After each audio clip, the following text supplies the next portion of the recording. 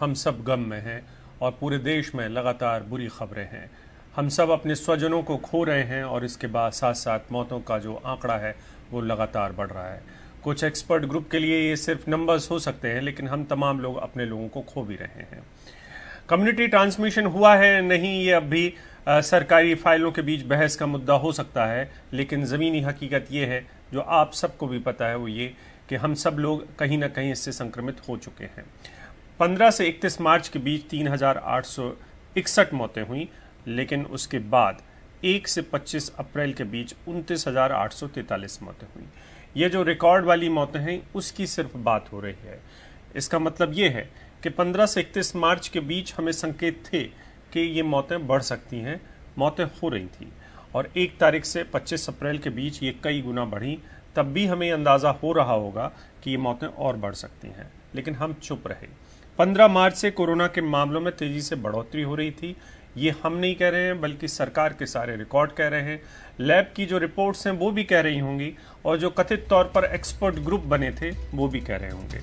Corona रोकथाम के लिए एम्पावर्ड ग्रुप्स बने थे।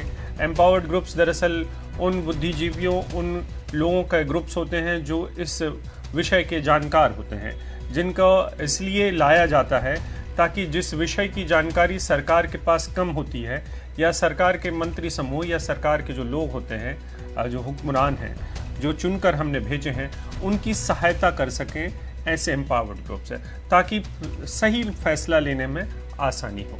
ये एम्पावर्ड ग्रुप्स इसीलिए बनाए गए थे। इन्होंने वक्त के पहले ही तालियां बजाना शुरू कर दी थी। आप सबको पता होगा कि देश के स्वास्थ्य मंत्री ने किस तरीके से कोरोना पर विजय की बात कही थी। हम सब रैलियां भी करते रहे, चुनाव हमारे लिए पहली प्राथमिकता बन गए थे। और क्या एम्पावर्ड ग्रुप्स की कोई जिम्मेदारी अब तय होगी, आने वाले वक्त में तय होगी, ये बड़ा सवाल बना हुआ है।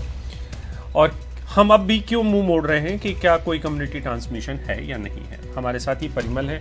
परिमल, हमारे दर्शकों को आप बताएं, एम्पावर्ड ग्रुप्स होते क्या हैं, ये क्या काम करते हैं और इनको क्यों लाया जाता है, और दूसरा ये कि इनकी सलाह मशवरा कहीं रिकॉर्ड में दर्ज होती हैं या नहीं, क्या वो सार्वजनिक की जाती हैं या नहीं की जाती हैं। देखिए, सबसे पहले एक एक चीज़ों का जवाब मैं दे दूं अभिषेक। एम्पावर्ड ग्रुप्स जो बने थे, 11 एम्पावर्ड ग्रुप्स पिछले साल मार्च में बने जब कोरोना के मामले आने शुरू हुए, और यहाँ पर 11 एम्पावर्ड ग्रुप का गठन किया गया। 11 एम्पावर्ड ग्रुप में 8 ग्रुप को लीड कर रहे थे जो सेक्रेटरी लेवल के अधिकारी थे, अलग अलग विभाग के वो, और 2 जो एम्पावर्ड ग्रुप था वो नीति आयोग के सदस्य लीड कर रहे थे, और एक जो थिंक टैंक कहा जाता है नीति आयोग की तरफ से, अमिताभ कांत, वो लीड कर रहे थे। कुल 11 एम्पावर्ड ग्रुप थे, लेकिन अभी जो जानकारी मिल रही है कि उसको सिमट के 6 में कर दिया गया और उसको विस्तार दे दिया गया, बड़ा एम्पावर्ड ग्रुप बना दिया गया। ये तमाम लोगों की जिम्मेदारी ये थी कि तमाम चीज़ों को लेकर इंफॉर्मेशन ब्रॉडकास्टिंग मिनिस्ट्री की तरफ जो सचिव हैं अमित खरे, उनकी जिम्मेदारी थी कि सूचना का प्रचार प्रसार सही से हो। किसी की जिम्मेदारी ये थी कि वेंटिलेटर, ऑक्सीजन, बेड्स को लेकर कैसे रख रखा होगा वो हो। किसी की जिम्मेदारी ये थी कि कंटेनमेंट जोन कैसे डिफाइन हो, राज्यों को कैसे चीज़ें बताई जाए, वो थी।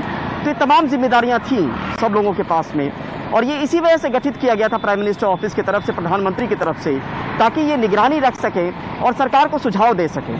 लेकिन आप देखिए कि जिस तरीके से नंबर घटने शुरू हुए, तो हम लोग भी इस भ्रम में रह गए, क्योंकि हमें ये जानकारी सही से हम लोगों को नहीं दी गई कि दूसरा दस्तक भी हो सकता है, दूसरी लहर भी आ सकती है, क्योंकि ये इन लोगों को समझ में नहीं आया कि इस तरह की लहर आ सकती है। जबकि ग्लोबली आंकड़े कहते हैं, जो ग्लोबल रिकॉर्ड कहता है दूसरे देशों के, कि दूसरी लहर, तीसरी लहर भी आती है कोरोना की। तो एक चूक यहाँ पे हुई तो जिम्मेदारी तय होनी चाहिए। ये मौत महज आंकड़ों में तय नहीं होनी चाहिए अभिषेक, क्योंकि हर परिवार का वो अपना शख्स जो खोता है, आप समझिए कि उस पर डिपेंडेंसी होती है, उससे जुड़ाव लगाव होता है। और यहाँ पे चावल की दाने की तरफ से किसी घर को उठा लीजिए, आपको उसमें बताने वाले जरूर लोग मिल जाएंगे कि मेरे घर में कोरोना से संक्रमित लोग हैं, मेरे घर में मौत हुई है, इस तरीके की तमाम चीजें मिल जाएंगी। लेकिन अब भी स्वास्थ्य मंत्रालय के ये महज आंकड़े हैं। और आप सोचिए कि अप्रैल के महीने में अब तक 30,000 से ज्यादा जानें जा चुकी है, और इसके लिए जिम्मेदारी कौन लेगा। जब आप आंकड़े बता रहे हैं कि 15 मार्च से तमाम तरह की तेजी शुरू हो गई थी, तो अब स्वास्थ्य सचिव की तरफ से राज्यों को चिट्ठी लिखी गई है कि जिन राज्यों में पॉजिटिविटी रेट 10 से ज्यादा है या बेड ऑक्यूपेंसी 60% से ज्यादा हो गई है, वहां पे जमीनी कार्रवाई में तेजी लाई जाए। तो आखिर ये चूक नहीं हुई तो क्या हुई?